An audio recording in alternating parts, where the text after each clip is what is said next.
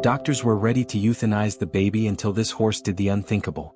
The hospital room was cold and quiet, the beeping of the monitors the only sound breaking the silence. The doctors and nurses moved methodically, their faces somber as they gathered around the incubator. Inside lay a tiny baby boy, his chest rising and falling with faint, labored breaths.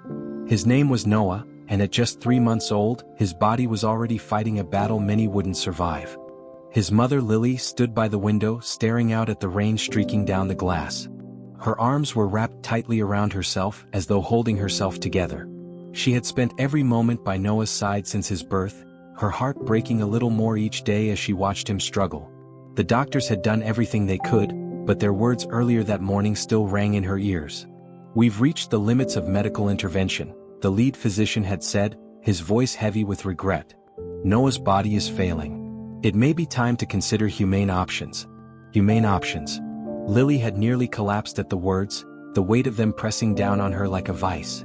How could she let go of her baby, her miracle, when she had fought so hard to bring him into the world? Noah had been born prematurely, his tiny lungs underdeveloped and his immune system dangerously fragile. From the moment he took his first breath, every moment had been a fight. The doctors called him a miracle for surviving this long, but the strain on his little body was becoming too much. His heart rate fluctuated, his oxygen levels dropped, and each day seemed to bring a new complication. Lily refused to give up hope. She had searched endlessly for alternative treatments, spending countless sleepless nights researching options that might save her son. She had even reached out to specialists across the country, but no one could offer more than what had already been tried. Her husband, Eric, was equally devastated. He stood silently by Noah's incubator, his hand resting on the glass as tears rolled down his cheeks. "He's such a fighter," Eric said quietly, his voice cracking. "I don't understand why this is happening to him." Lily didn't respond. She couldn't. Her throat was too tight with grief, her thoughts swirling with desperation. She turned back to the room, her eyes landing on Noah's tiny form. His skin was pale, almost translucent, and the wires and tubes that connected him to the machine seemed to engulf his fragile body. Later that evening, as the rain continued to fall, Lily found herself wandering the hospital's corridors. She couldn't bear to sit in the room any longer, the weight of the doctor's words suffocating her. Her footsteps echoed softly against the tile floor as she made her way to the hospital's chapel, a small, quiet space where she had spent many nights praying for a miracle. She sank into one of the wooden pews, her head in her hands as tears streamed down her face. "Please," she whispered. "Please don't take him from me." Her sobs filled the empty chapel, her heart breaking with each passing second. She had never felt so helpless, so powerless to save the one person she loved most in the world. The next day, Lily and Eric were scheduled to meet with the hospital's ethics committee to discuss their options. The thought of that meeting made Lily's stomach churn, but she knew she had to face it. As she stood by Noah's bedside that morning, watching his chest rise and fall, she made a silent vow. "I'm not giving up on you," she whispered. "No matter what, I'll keep fighting for you." Eric placed a hand on her shoulder, his grip firm but comforting. "We'll get through this," he said. "Together." Lily nodded, though she didn't feel as certain. She kissed Noah's forehead gently, her heart aching as his tiny hand twitched in response.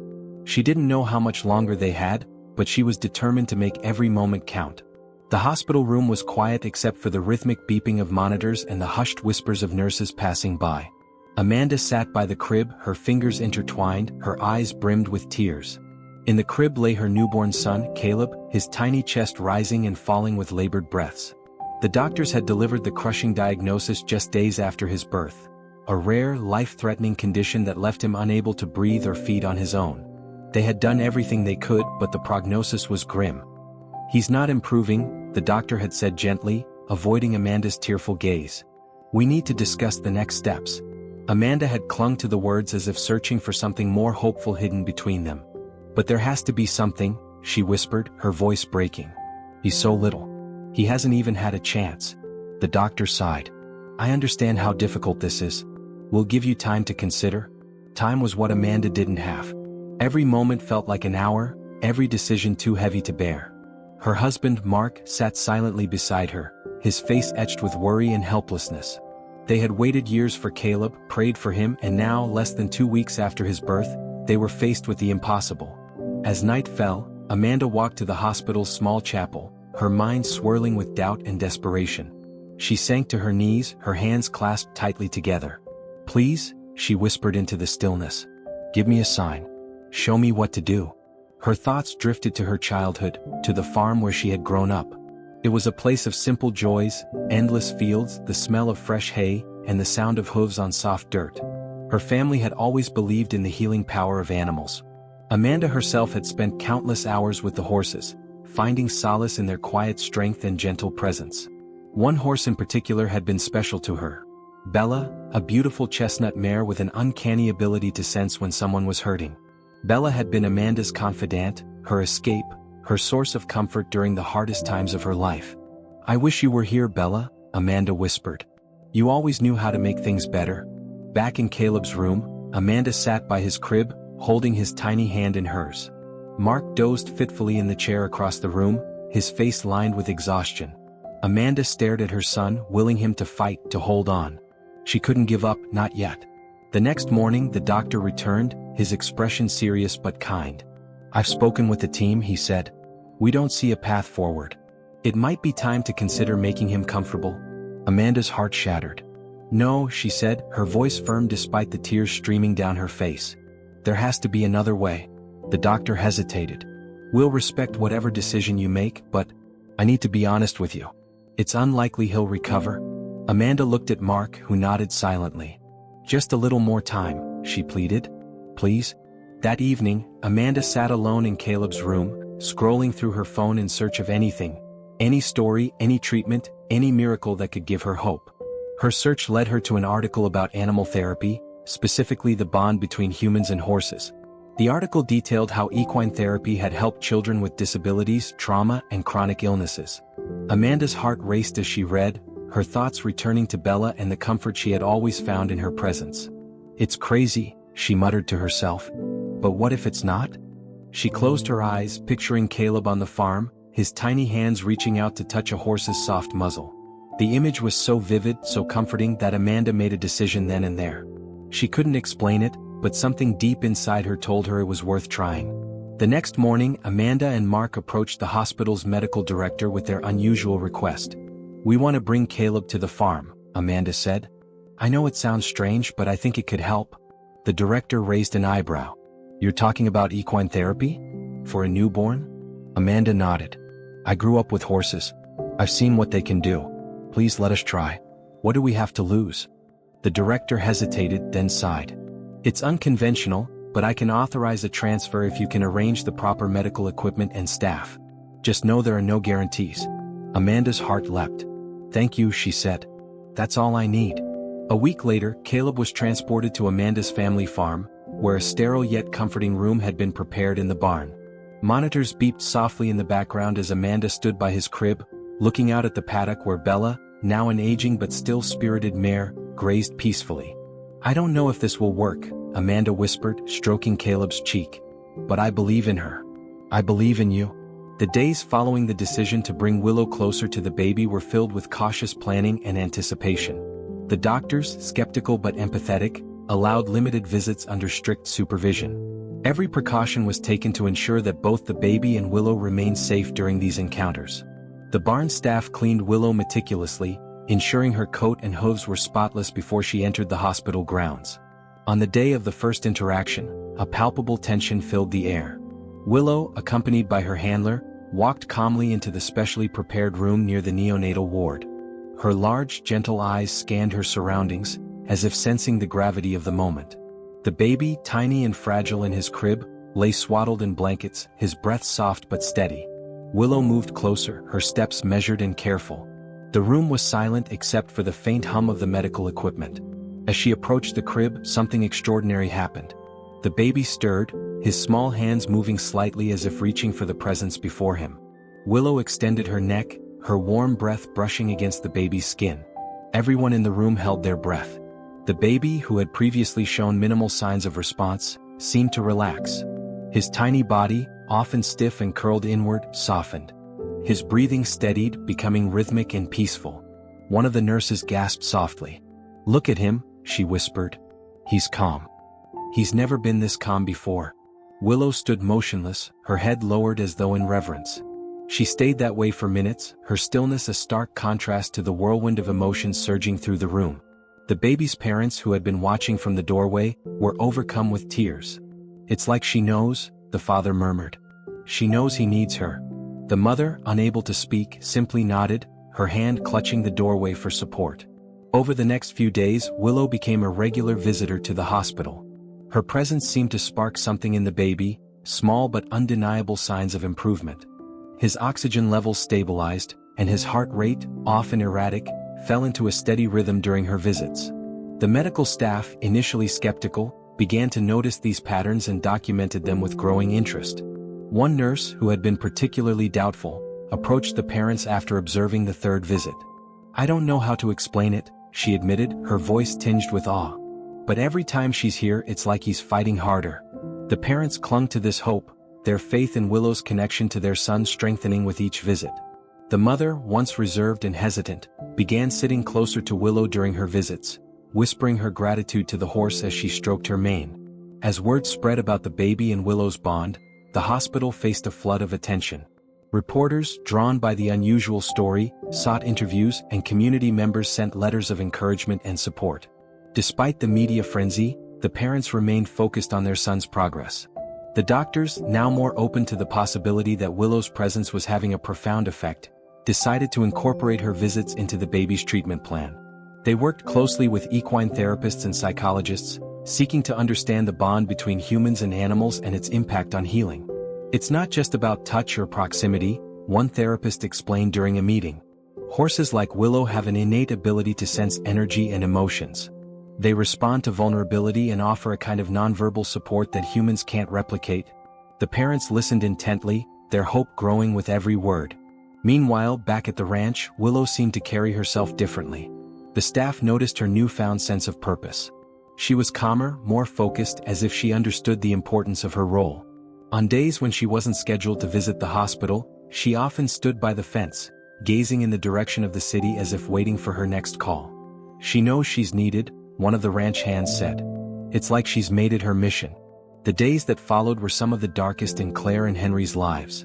Baby Lily's condition worsened despite every effort made by the doctors. The once faint hope they had clung to began to wither under the weight of grim prognosis after grim prognosis. Every meeting with the medical team seemed to end in the same devastating conclusion. Lily's quality of life would remain minimal at best, with no guarantee of improvement. As the hospital room grew quieter, Claire found herself staring at the ceiling late into the night, her heart heavy with fear. It was during one of these sleepless nights that her phone buzzed with a message from her sister. Attached was a picture of Lily and the horse, Hope, during their brief visit to the stables. The sight of Lily's tiny hand resting on Hope's muzzle brought a flicker of light into Claire's despair. She smiled that day, Claire whispered to herself, the memory striking her with a wave of bittersweet emotion. It had been one of the few moments of true joy since Lily's diagnosis. The next morning, Claire and Henry approached the hospital team with an unusual request. They wanted to take Lily back to the stables for another visit with Hope, despite her fragile condition. Dr. Wallace, the lead pediatrician, frowned deeply as he reviewed the proposal. "It's risky," he said. "Transporting her, exposing her to outdoor conditions, it could worsen her health. But isn't it worth trying?" Claire countered, her voice trembling with determination. "We've done everything else you've suggested and nothing has worked. This might be her last chance to experience something beautiful." The doctor hesitated, glancing at Henry, who nodded in silent agreement. "If we take every precaution, I suppose it could be arranged," Dr. Wallace said finally. "But it has to be supervised, and any sign of distress means an immediate return to the hospital." The journey to the stables was tense but uneventful. Lily, swaddled in a blanket and carefully secured in a specialized carrier, seemed calmer than usual. When they arrived, Hope was waiting by the fence, her ears flicking forward as if she had been expecting them. The horse let out a soft, curious whinny as Claire carried Lily closer. "Hi, Hope," Claire said, her voice breaking as tears filled her eyes. "We're back." The connection between the horse and the baby was immediate and undeniable. As Claire held Lily up to Hope's muzzle, the horse leaned in gently, her warm breath ruffling the baby's blanket. Lily's tiny hand reached out, brushing against Hope's velvety nose. For the first time in days, Lily let out a soft coo, her face relaxing into what looked like the beginnings of a smile. Something extraordinary happened in the days that followed. Inspired by Lily's brief but remarkable reaction, Claire and Henry began researching animal-assisted therapy. They discovered studies showing the profound impact animals could have on human health, particularly in cases where traditional medicine had failed. "We need to try this," Claire said to Henry one evening as they pored over articles and testimonials. "If there's even a chance it could help Lily, we owe it to her to explore it." They approached Dr. Wallace with their findings, cautiously optimistic. To their surprise, the doctor seemed intrigued. "It's unconventional," he admitted. "But given her response to the horse, it's worth considering." With the hospital's approval, Claire and Henry arranged for regular visits to the stables, under strict medical supervision. Each visit brought subtle but significant changes in Lily. Her color improved, her breathing steadied, and she began responding to her surroundings in ways she hadn't before. Hope, for her part, seemed to take on the role of a gentle guardian. The horse was calm and patient, standing still for long periods while Lily rested against her side. Claire often marveled at how intuitive Hope seemed, as though she understood the fragility of the life she was protecting. "It's like she knows," Henry said one afternoon as they watched Hope nuzzle Lily's tiny hand. "She knows what Lily needs." The stables became a sanctuary for the family, a place where the weight of uncertainty was momentarily lifted. Each visit brought a renewed sense of hope, not just in Lily's potential recovery, but in the profound connection between humans and animals. The doctors exchanged glances, uncertain whether to humor the idea or dismiss it outright. "We have no precedent for this," Dr. Carter said cautiously. "But at this point, precedent may not matter. We've exhausted all conventional options." Anna nodded earnestly. "This isn't about conventional methods anymore. This is about hope. And if Bella can give that to Sam even in the smallest way, shouldn't we try?" After what felt like an eternity, the lead pediatrician finally sighed, a glimmer of curiosity breaking through his professional skepticism. "We'll allow it," he said. "But this will have to be carefully monitored." The next morning, Bella was brought to a small outdoor space adjacent to the hospital.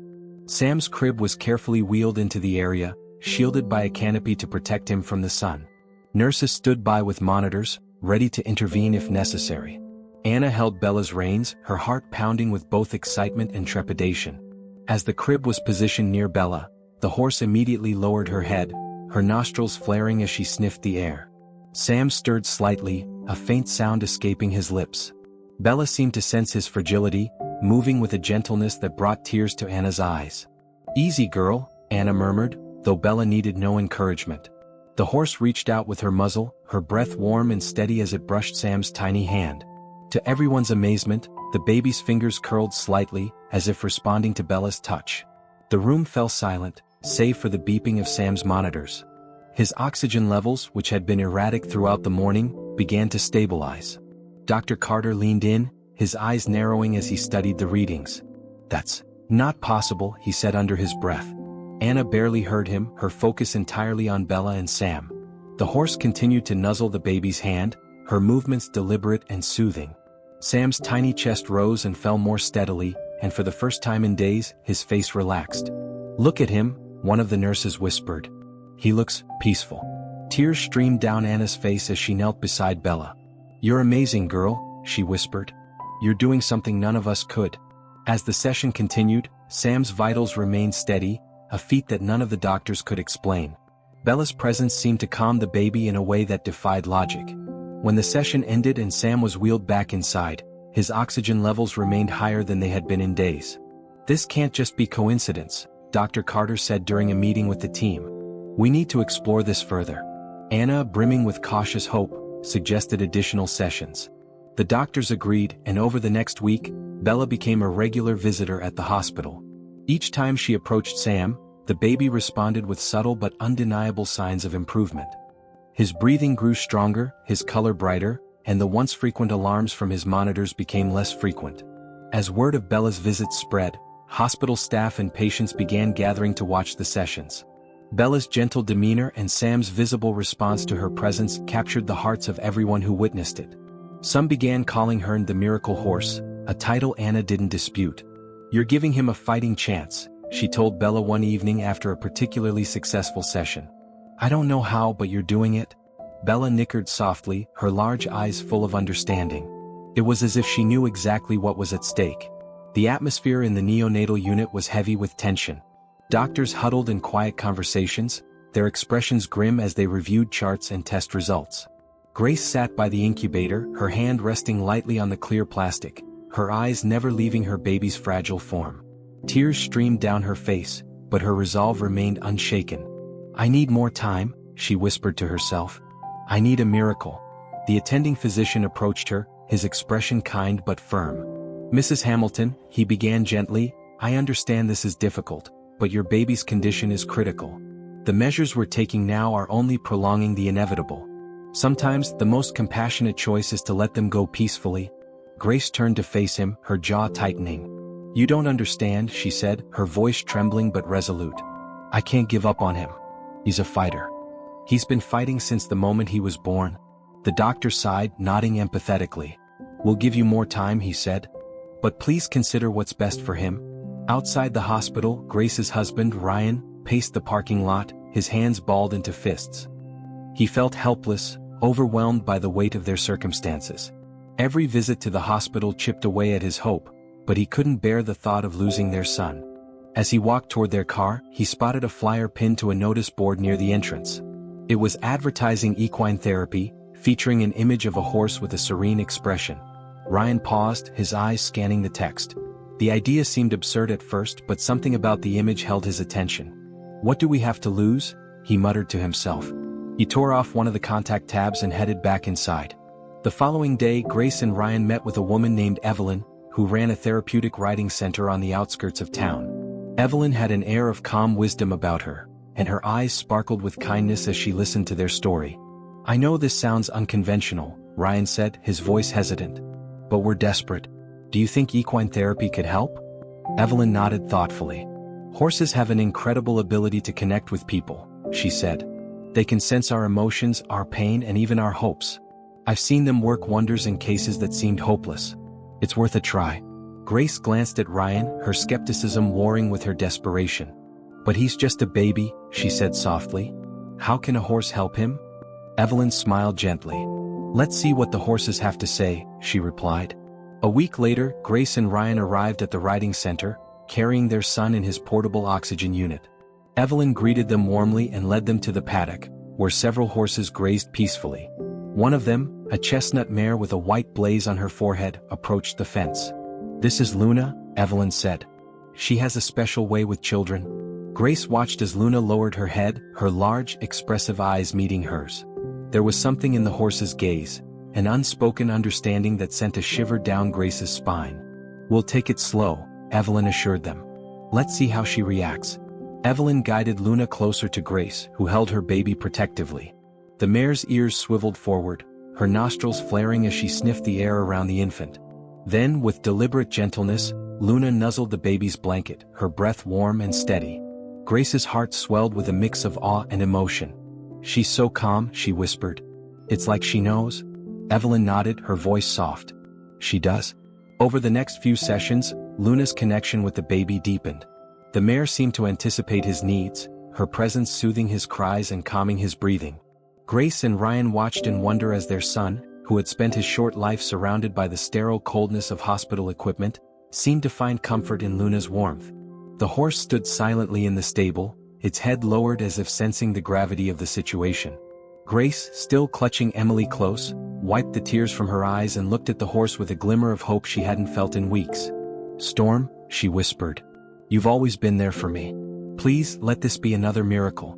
Storm gently nudged Grace's shoulder, his breath warm against her skin. Grace took it as a sign. She placed Emily's frail body in a blanket-lined basket and set it carefully on the floor of the stable. Storm stepped closer, his large, curious eyes focused entirely on the tiny human before him. He sniffed the air, then leaned down, his breath ruffling the baby's blanket. Grace held her breath as Storm let out a soft whinny, his nostrils flaring. Then, almost as if he understood the fragility of the moment, he carefully folded his legs beneath him and lay down beside the basket, his massive body protecting the baby from the chill of the barn. Tears streamed down Grace's face as she watched the scene unfold. "It's like he knows," she murmured. "He knows she needs him." The days that followed were nothing short of extraordinary. Grace began bringing Emily to the stable every morning, setting her in her basket while Storm stood watch. The bond between the horse and the baby grew stronger with each passing day. Storm's gentle presence seemed to calm Emily in a way nothing else could. Her cries became less frequent and she even began to smile, a rare sight that brought Grace to her knees in gratitude. Word of the unusual bond between Storm and Emily began to spread. Neighbors and friends came to see the baby and her unlikely guardian, their skepticism quickly turning to awe as they witnessed the connection firsthand. One afternoon, as Storm gently nuzzled Emily's tiny hand, Grace's friend Sarah whispered, "I think he's healing her, Grace. Look at her. She's stronger already." Grace wanted to believe it, but the reality of Emily's condition loomed over her like a storm cloud. "She's not out of the woods yet," Grace said, her voice heavy with worry. "But maybe this is helping." Emily's next doctor's appointment was fast approaching, and Grace dreaded the thought of facing the cold, clinical reality of the hospital. But when the day finally arrived, she packed Emily's things and drove to the clinic with a mixture of fear and hope. As she sat in the waiting room, cradling her daughter, she whispered a silent prayer. When the doctor finally entered the room, his expression was cautious but kind. "Let's see how Emily is doing today," he said. The examination felt like an eternity. The doctor listened to Emily's heartbeat, measured her breathing and carefully studied her tiny frame. When he finally spoke, his voice carried a note of surprise. "Her vitals are improving," he said. "It's subtle, but there's definitely progress." Grace's heart skipped a beat. "Progress?" she echoed. "What does that mean? Is she going to be okay?" The doctor hesitated, his eyes scanning the charts. "It's too soon to make any promises," he said. "But whatever you're doing, keep doing it." She's responding. Grace returned home with renewed determination. Every morning, she brought Emily to the stable, where Storm greeted her with soft nickers and careful nuzzles. The horse seemed to sense when Emily was having a particularly difficult day, his watchful eyes never leaving her as she rested in her basket. Over time, Emily's improvements became impossible to ignore. Her once fragile cries grew stronger, her tiny fists waving in the air with newfound energy. Grace began to feel something she hadn't dared to hope for in months: joy. "You're fighting, aren't you?" Grace said one morning, her voice thick with emotion as she watched Emily smile up at Storm. "You're not giving up." The horse, named Stella, seemed to sense the gravity of the situation. Her usual gentle demeanor was replaced with a steadfastness that was difficult to describe. As Dr. Peters observed Stella, he couldn't help but notice how the horse's presence brought an unspoken calm to everyone around, including the distressed parents. Stella's deep, soulful eyes seemed to carry wisdom beyond human understanding. Martha, cradling baby Emily in her arms, looked down at her fragile child and then at the towering animal standing just a few feet away. "Do you think she knows?" Martha asked, her voice trembling. "Does Stella understand what's happening?" Dr. Peters crouched down beside them, speaking softly. "I don't know what she understands," he admitted, "but I've seen animals like Stella do remarkable things when given the chance. Let's see what happens." With the hospital staff's approval, the family carefully brought Emily closer to Stella, holding her securely in her blanket. Stella lowered her head slowly, her nostrils flaring as she took in the baby's scent. Everyone held their breath, unsure of what would come next. The horse nudged Emily's tiny hand with her velvety nose, her movements impossibly gentle for such a large creature. Emily stirred for the first time in hours, her tiny fingers curling slightly as they brushed against Stella's muzzle. Martha gasped, her eyes filling with tears. "She moved," she whispered. "She hasn't moved like that all day." Stella let out a soft nicker, a sound that resonated in the quiet stable like a lullaby. The horse's presence seemed to infuse the space with warmth and hope, a stark contrast to the sterile and somber environment of the hospital just hours earlier. Over the next few days, Stella and Emily formed a bond that defied explanation. Each morning, the family brought Emily to the stable, where Stella would stand patiently as the baby was held close to her. Emily's tiny movements grew more frequent, and the once pale, lifeless complexion of her skin began to regain a faint pink glow. Dr. Peters and the medical team were baffled. "I've never seen anything like this," he admitted during a consultation. "Her vital signs are improving and I can't find a medical explanation for it." "It's Stella," Martha said firmly. "She's doing something for Emily that we couldn't." As news of Emily's connection with Stella spread, the small stable began to attract attention. Neighbors and local reporters arrived, curious about the miraculous turn of events. The family was reluctant to share too much, wanting to protect Emily's privacy, but they couldn't deny the impact Stella was having. One day, as a journalist interviewed Martha and Paul outside the stable, a young girl approached her father. The girl, about 8 years old, held a small bouquet of wildflowers. She looked up at Martha shyly. "I heard about your baby," the girl said softly. "And about the horse. I think Stella's an angel."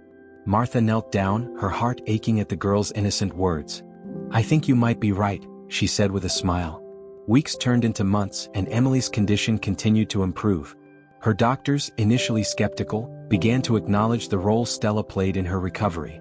"There's something about the horse's presence," Dr. Peters said during a follow-up visit. "It's almost as if she's giving Emily the strength she needs to heal." By the time Emily celebrated her first birthday, she was unrecognizable as the frail infant the doctors had once believed had no chance of survival. She sat upright in her mother's arms, giggling as Stella nuzzled her cheek. The bond between the baby and the horse had grown stronger, a connection that seemed to transcend the boundaries of language and species. The room fell into a tense silence as the horse, Blaze, stepped closer to the crib where the fragile baby, Sophie, lay. The doctors, nurses, and family members all held their breath, their hearts pounding as Blaze's massive frame loomed over the tiny child. It was a moment no one had anticipated, a scene too surreal to comprehend. Yet here it was, unfolding before their very eyes. Blaze let out a soft, low whinny, his breath warm and steady as it brushed against Sophie's face. His ears twitched forward and his eyes softened, a strange mixture of curiosity and tenderness in his gaze. He leaned down slightly as if sensing the delicacy of the life before him. "Blaze," whispered Emma, Sophie's mother, her voice trembling. "What are you doing?" The horse didn't move away. Instead, he lowered his head further, nuzzling the edge of the blanket covering Sophie. It was a gesture so gentle, so deliberate, that it left everyone stunned. Sophie stirred slightly, a faint murmur escaping her lips.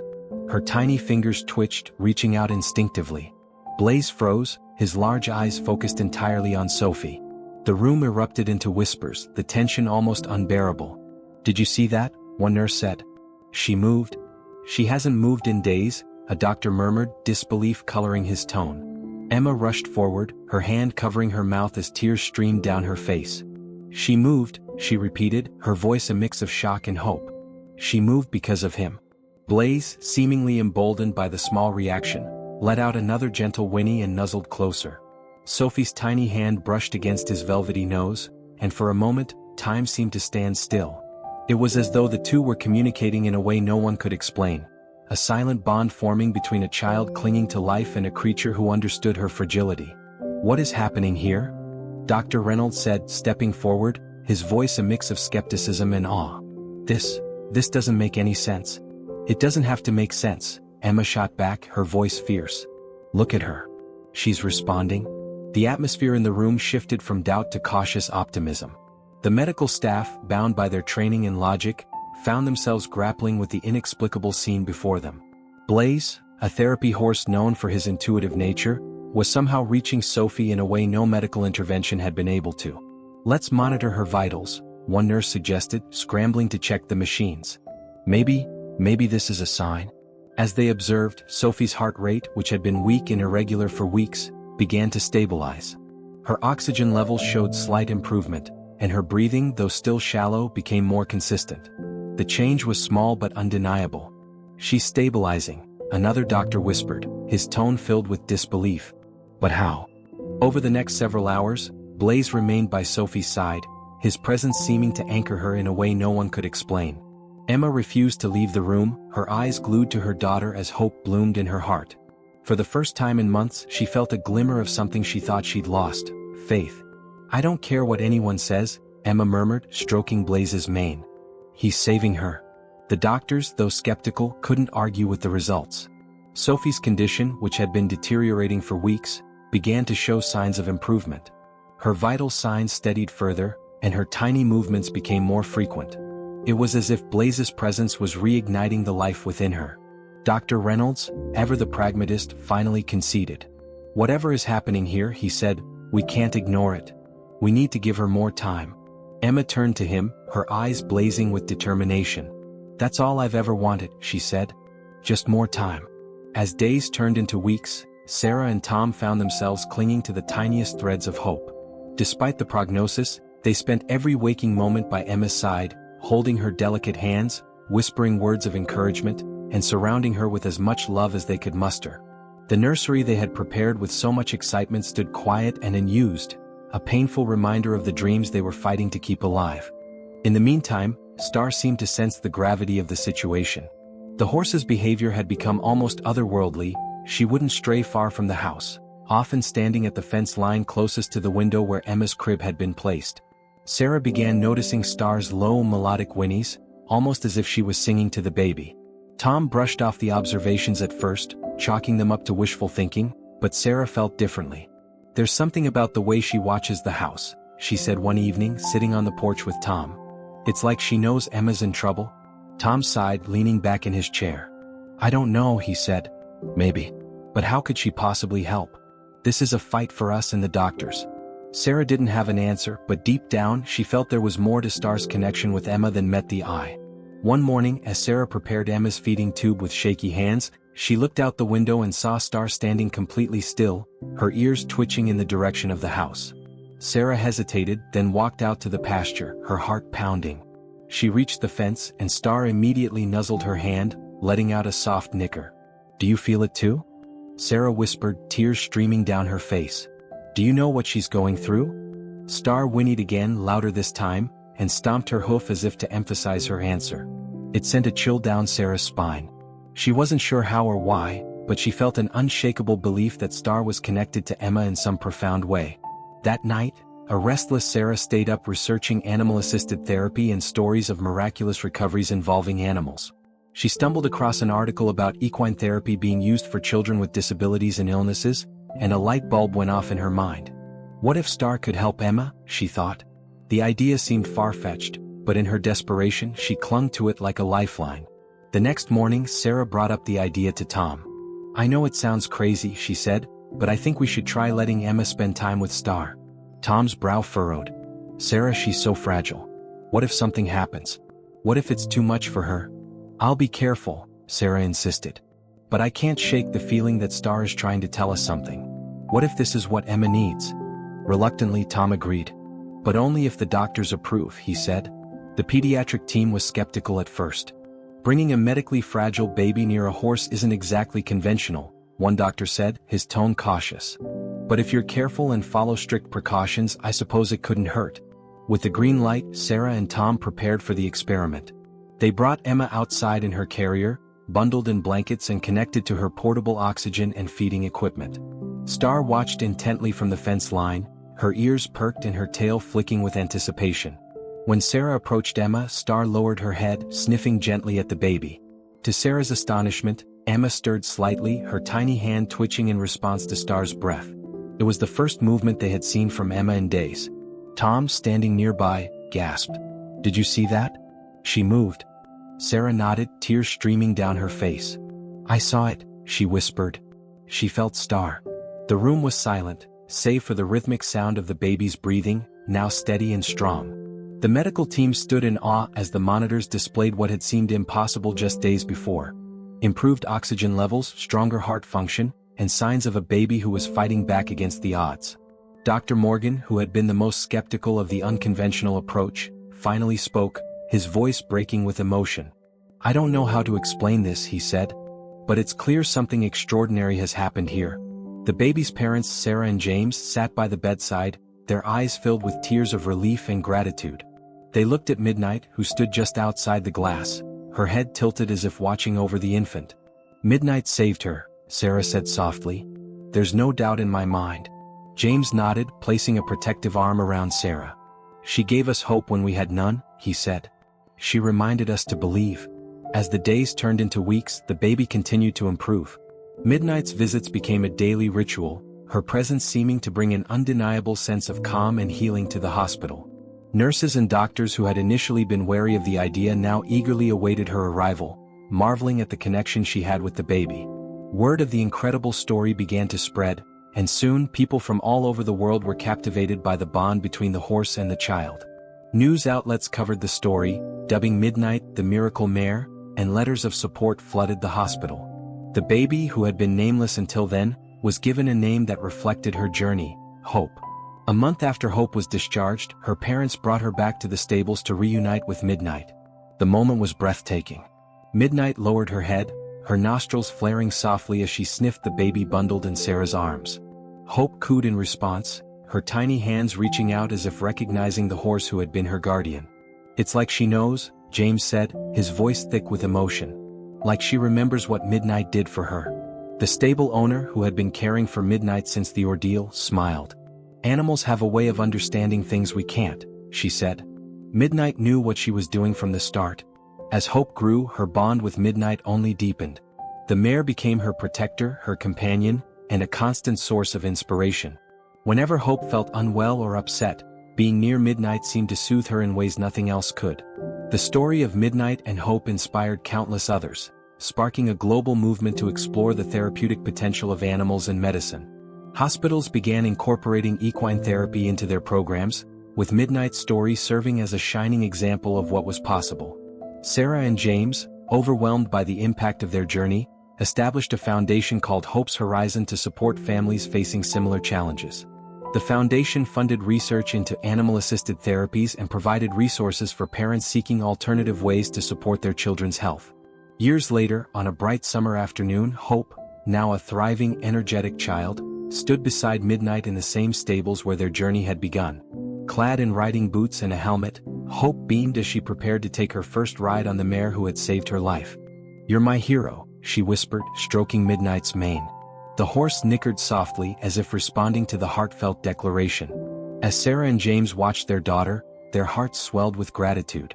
Midnight had not only saved Hope's life but had also given them a gift they could never repay, a reminder of the extraordinary power of love, connection, and belief.